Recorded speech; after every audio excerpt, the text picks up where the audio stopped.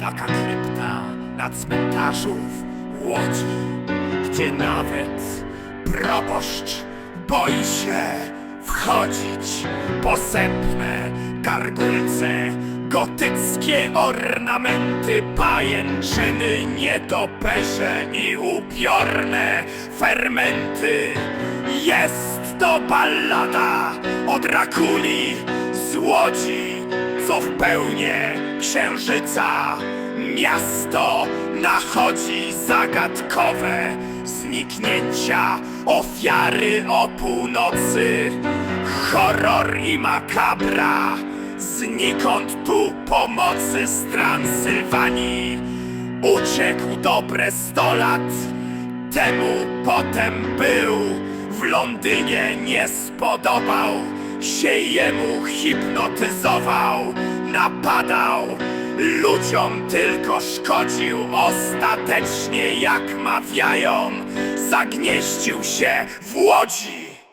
Dziennik łódzki znów donosi o kolejnym koszmarze. Pełne ręce roboty mają tu grabarze. Tam żul zagryziony, tu sklepowa martwa, policja bezradna. Co się dzieje? Do czarta motorniczy coś widział, ktoś w mroku się skradał. Napadnięty uszedł z życiem, lecz zmysły postradał. Jest to ballada o Drakuli z Łodzi, co miasto to senne o północy nachodzi. Nagle ryk silnika, a potem pisk opon z poloneza.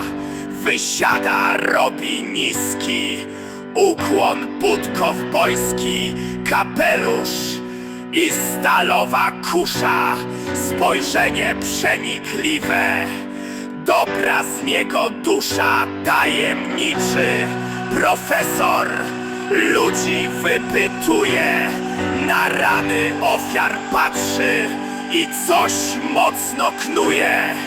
Kim jest? Pytacie, co w nim ciekawego?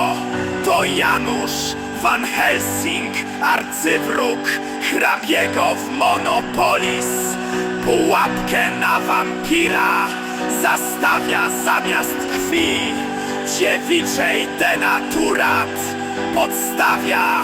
Gdy północ w Łodzi zegar wybija, mroczny lord z cienia swe siły rozwija.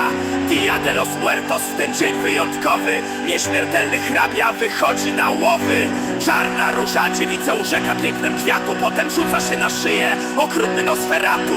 Nad niewiastą pochylony krew sączy i chwipie, wnet się odwraca, czerwonym okiem łypie. Van Helsing wyskakuje, kołkiem w pierś go godzi. Wampir się zachwiał, siła z niego uchodzi. Promieniem wschodzącego słońca palony szczerzy kły, ucieka w nietoperza zmieniony.